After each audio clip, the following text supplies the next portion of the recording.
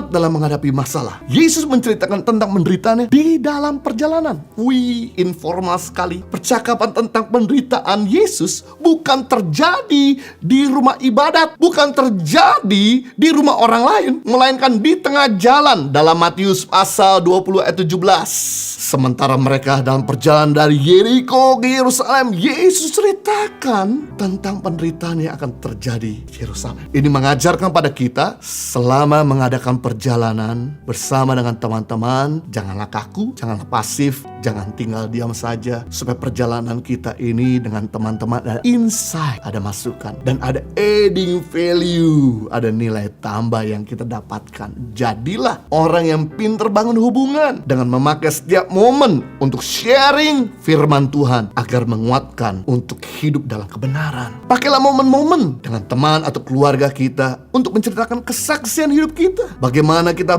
menang terhadap persoalan, karena itulah menginspirasi mereka yang mendengarkan. Pakailah momen-momen, waktu-waktu dengan teman atau keluarga untuk memberikan masukan yang berharga agar mereka bisa memperbaiki kelakuannya. Pakailah momen-momen dengan teman atau keluarga kita untuk share tentang beban-beban yang kita hadapi, supaya mereka bisa mendoakan dan menopang kita. Pakailah momen-momen dengan teman atau keluarga kita untuk mendengarkan keluhan mereka, agar kita bisa juga membantu di masa-masa yang sulit. Pakailah momen-momen dengan teman atau keluarga kita untuk menguatkan mereka, agar mereka disegarkan. Pakailah momen-momen dengan teman atau keluarga kita untuk saling mendoakan, karena doa selalu mendatangkan mujizat Tuhan. Saat menghadapi masalah, jangan tinggal diam. Pakailah waktu yang ada untuk bisa mendapatkan insight, adding value, nilai tambah, masukan. Itu sebabnya carilah hikmat dengan merenungkan firman Tuhan. Karena orang merenung firman Tuhan siang dan malam akan bertindak hati-hati, dan apa saja yang dibuatnya berhasil. Berarti orang yang tidak pernah merenung firman Tuhan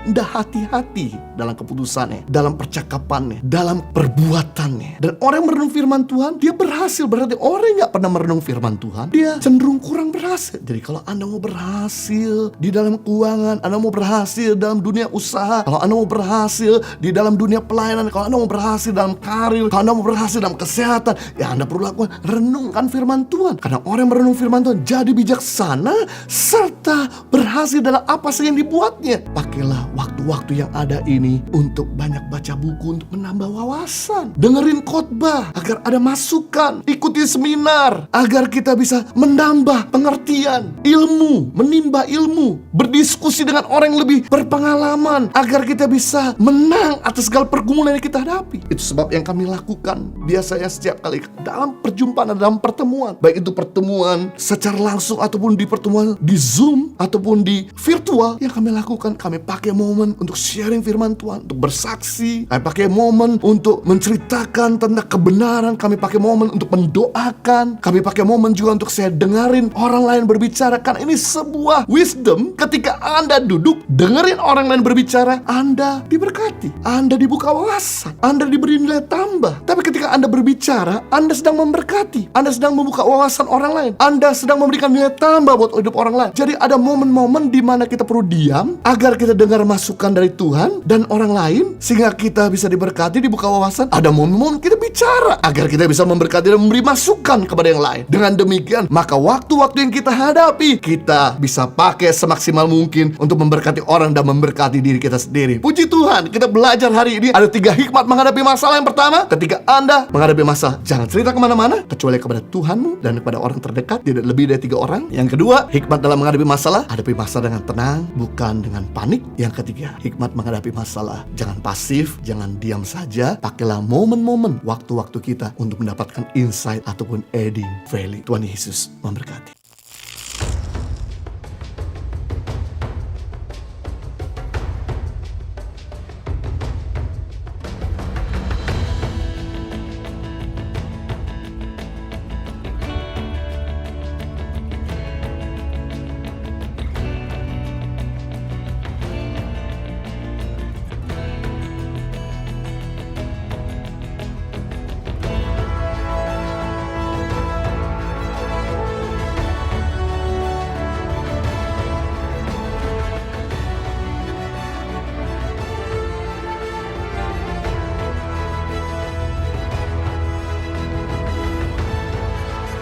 Cerita Anak Pedalaman dalam meraih mimpi dan mengejar cita-cita bersama Tangan Pengharapan.